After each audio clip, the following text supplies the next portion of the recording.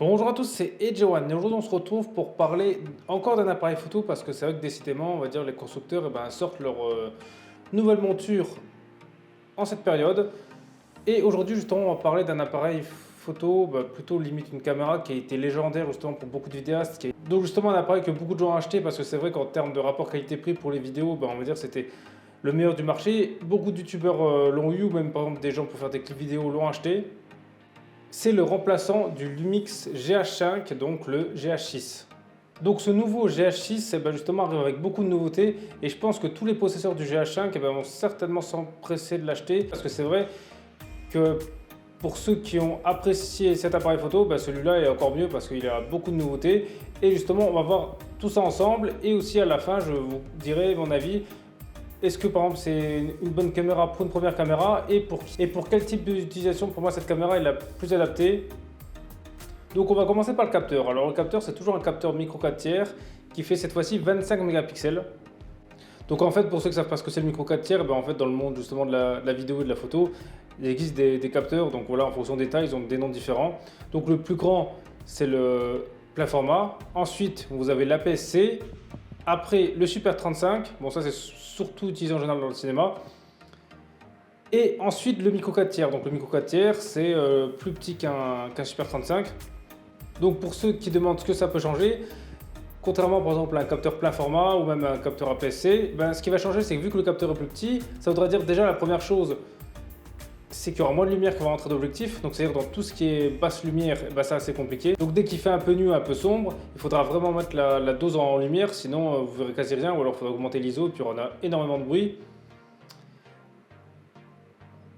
Et ensuite, l'image est un peu plus petite, c'est-à-dire que si par exemple, vous prenez quelque chose de filmé avec un plein format ou par exemple un APS-C, vous verrez que vu que le capteur est plus grand, on va dire il capte plus d'informations, donc il y a l'image est plus grande. Donc en général, justement pour compenser, on va dire la taille de l'image avec un micro 4 tiers, en général, il faut justement surtout prendre des objectifs qui ont un angle plus grand, histoire justement de compenser. Bon ça après c'est un détail, il y en a que ça dérange pas, il y en a que ça dérange, voilà. C'est-à-dire que c'est un peu comme si des fois, il y a du crop dans certaines options vidéo de certains appareils, par exemple, ils réduisent l'image, donc là, ce serait un peu près pareil.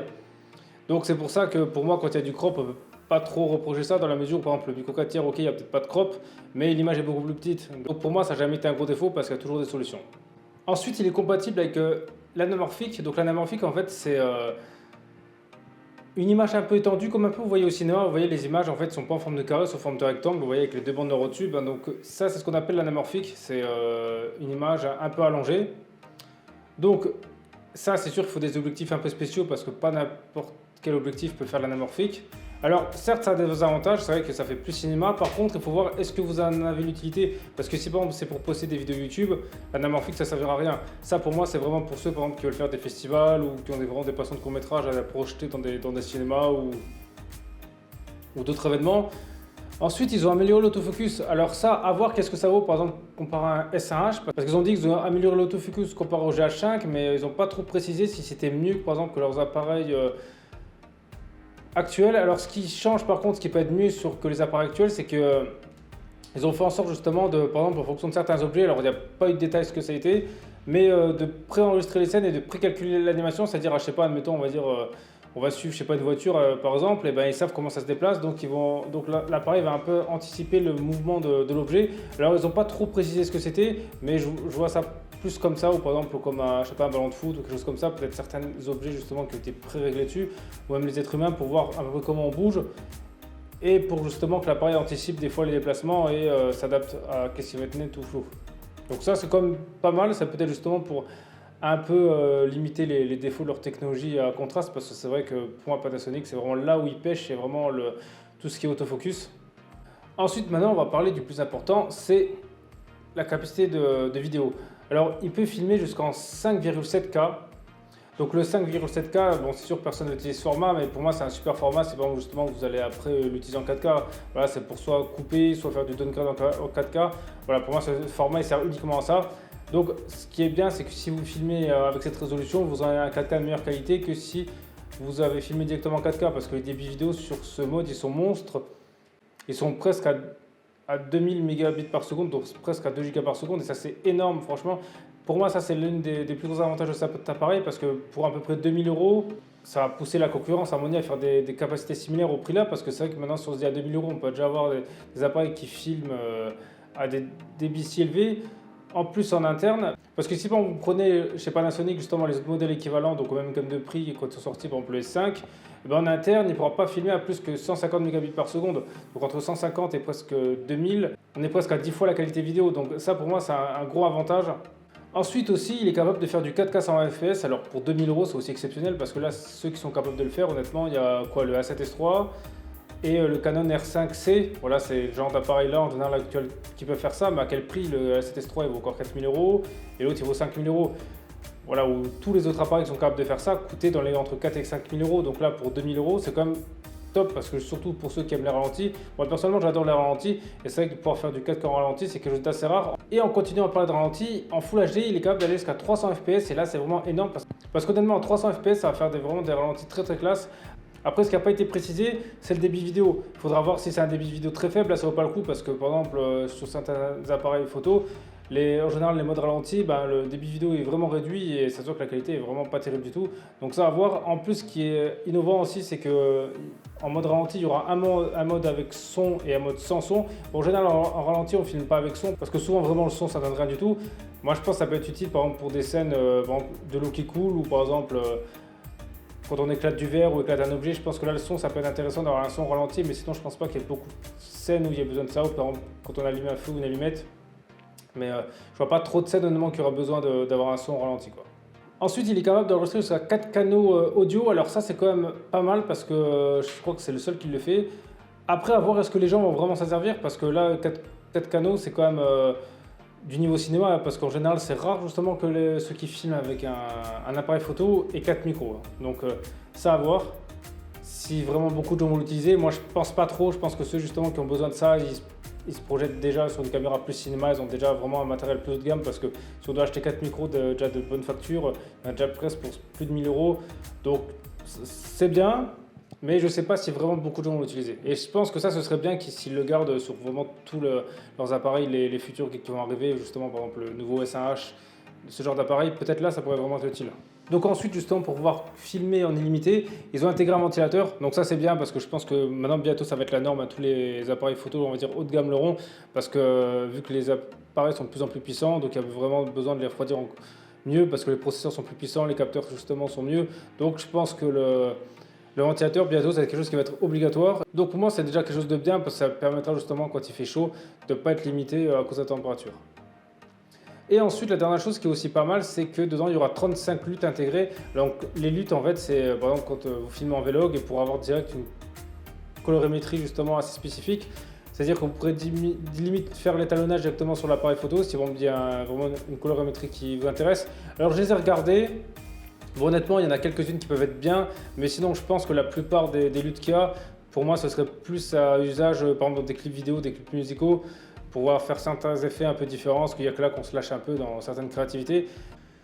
Donc maintenant, pour conclure, à qui cet appareil est destiné? Alors déjà, pour moi, il est destiné à tous ceux qui ont adoré le GH5. Ceux qui l'ont adoré, bah, franchement, prenez-le, vous verrez que vous serez encore plus content de celui-là.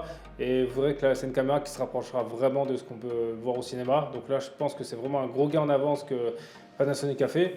Et maintenant, justement, je vais parler pour ceux qui ont peut-être pas encore de caméra ou qui ont une caméra, on va dire, qui commence peut-être un peu vieillissante et qui veulent changer, qui ne savent pas trop quoi prendre parce que c'est vrai que le marché, il y en a tellement.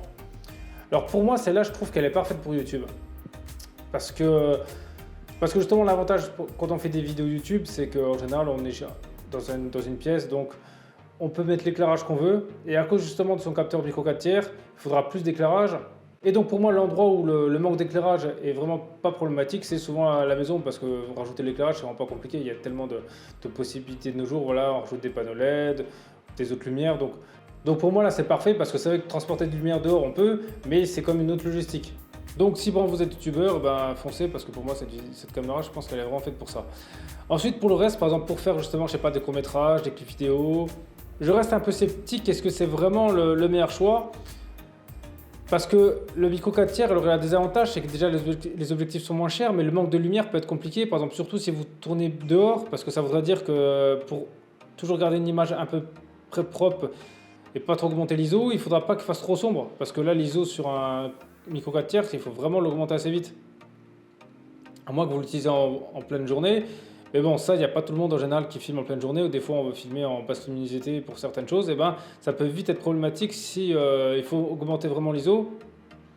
Et ensuite, à l'heure actuelle, il n'y a toujours pas de mode RAW. Voilà, on ne peut pas filmer en RAW. Alors peut-être qu'il y aura des mises à jour via des enregistreurs externes, mais à l'heure actuelle, il n'y en a pas. Donc, à voir comment que ça évolue, parce que le RAW, on va dire, on peut le trouver sur par exemple le S5. On peut par exemple avec un enregistreur externe filmer en RAW. Et le RAW pour la post-prod, c'est vraiment le top.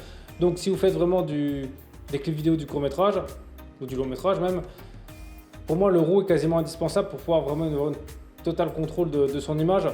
Donc là-dessus pour moi ça pêche un peu justement qu'ils mettent d'autres choses en avant mais pas de RAW. Donc ça pour moi c'est bizarre dans la mesure où par exemple ils mettent justement 4 canaux de son mais pas ça. Alors que le son on peut toujours se débrouiller pour l'enregistrer justement sur quelque chose d'externe. En général en vidéo on va plus faire ça.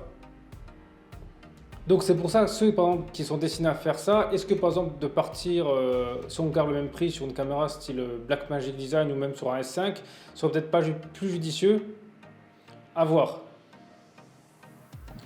Mais sinon dans l'ensemble je pense que Panasonic a fait très fort parce qu'avec un prix convenu de 2000 €, je pense qu'ils vont pousser la concurrence à faire des appareils justement de cette même gamme de prix avec des capacités similaires. Donc je pense que pour le marché c'est top, c'est justement pour les utilisateurs c'est top. Après, pour moi, justement, son prix, je trouve assez agressif parce que c'est vrai que le GH5, en général, on pouvait l'acheter aux alentours des 1500 €. Là, plus de 2000 €, c'est 2200 € je crois, nu. Donc, c'est quand même un prix assez élevé et je ne sais pas si bon, tout le monde aurait les moyens de mettre ça justement pour la vidéo pour vraiment très très pro parce que je pense que le milieu là partirait plus sur un R5C. Donc voilà, après, justement, dites-moi dans les commentaires si vous comptez acheter cet appareil, voilà ce que vous en pensez. Et sinon, merci à tous d'avoir regardé cette vidéo, c'était Edge, on se retrouve très vite pour une prochaine vidéo.